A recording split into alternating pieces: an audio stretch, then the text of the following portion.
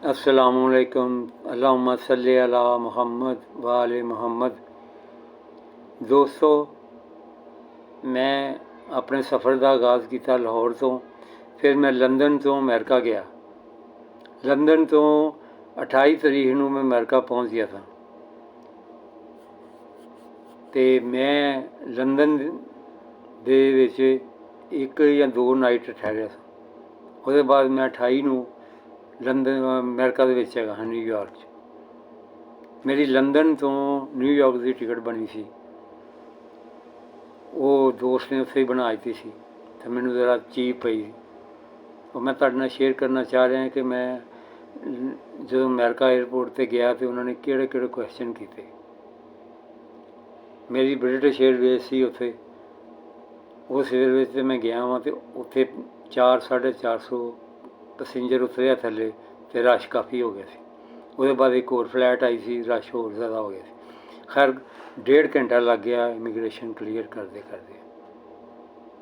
उन्होंने अगे पिछे कोई नहीं जा सकता, कोई वजीर मिनिस्टर कोई नहीं होंदा उन्हों दे, सब बराबर ने।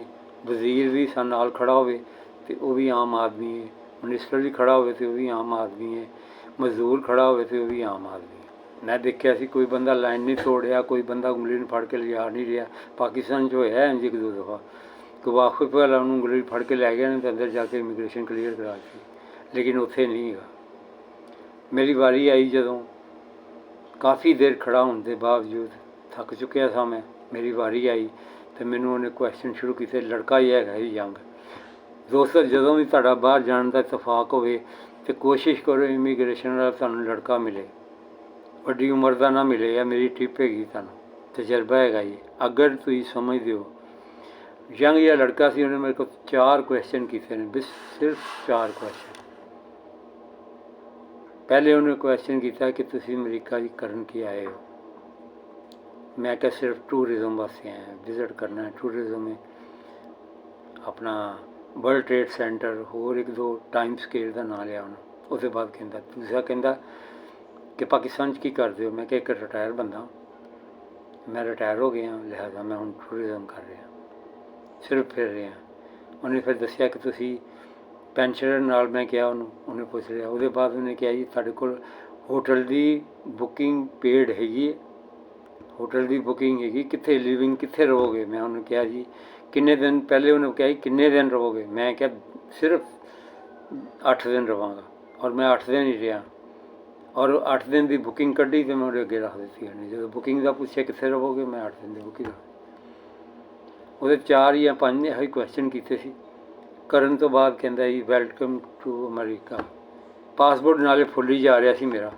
पासपोर्ट के 9-20 कंट्री मैं फिर के आया सा, लिहाजा मैनू काफ़ी उसका फायदा होया, क्योंकि मैं सच बोलिया सी कि मैं सिर्फ टूरिज़म वास्ते आया। तो टूरिज़म वास्ते सच बोलने ना मैनू ये फायदा होया कि उन्हें मेरा पासपोर्ट फुल ही गया सी। वेखदा सी कि बंदा इन्नी जगह फिरदा पिया, तो लिहाजा उन्होंने अगे क्वेश्चन ना करा। स्टूडेंट नूं, वर्क वीज़े वाले नूं, जिहड़ी फैमिली वाले ने, मामे चांजे नूं बुलाया, जिन्होंने ताए नूं बुलाया, बेटे नूं बुलाया, मुख्तलिफ लोग बुलाते हैं। उन्होंने जनाब 15 मिनट तो वध नहीं सी, काफ़ी कमरे 'च भी लै जाते सन। सख्ती ही सर जी, झूठ नहीं बोलता। लोग कहते जी, फिर उन्हें कहते जी मोहर नहीं लाते, मोहर भी लाई उन्हें मेरे पासपोर्ट से। देखो ये भी ब्लॉगर झूठ बोल रहे हैं, मोहर नहीं लाई मेरे पासपोर्ट से, जैनवन मोहर लाई उन्होंने। इस तो बाद फिर उन्हें वेलकम टू अमेरिका कह के मैं चला गया। इमिग्रेशन क्लीयर हो गई, उसके बाद सिक्योरिटी वाले ने क्लीयर कर दिता। उसके बाद बाहर निकल गया। बाहर निकल के मैं एक बंदे ने पूछा, बंगाली ने, कि मैंने वाईफाई ला दो, वाईफाई है। वो कहता सॉरी करता। उसके बाद फिर एक होर पूछा, उन्हें भी जवाब दे दिता, क्योंकि उस दिन कोई कॉन्फ्रेंस हो रही थी वर्ल्ड UN तो लिहाजा उत्थे सिग्नल घट आ रहा था। तो दोस्तों उसके बाद फिर मैं एक ट्रेन टाइप उत्थे चलती अंदर ही, वो जाती है स्टेशन के उत्ते, जी जमीका स्टेशन है उत्थे जाती है। जमीका स्टेशन पर जाके फिर मैं ये भी तुहानूं दस रहा कि कार्ड लिया, मशीन के एक पैसे पाओ तो कार्ड निकल आता है। वो $8 का कार्ड निकलिया तो मैं बाहर निकल आया। उन्हें $8 लै, अगों फिर $6 लै। ट्रेन ने जिसे मैं स्टेशन पर आना सी, मैं न्यूयॉर्क के आना सी, तो उत्थे चलीसा होस्टल मैं बुक कराया सी। होटल नहीं सी कराया, गलत बयानी नहीं करनी, झूठ नहीं बोलना, होस्टल बुक कराया सी, होस्टल सा।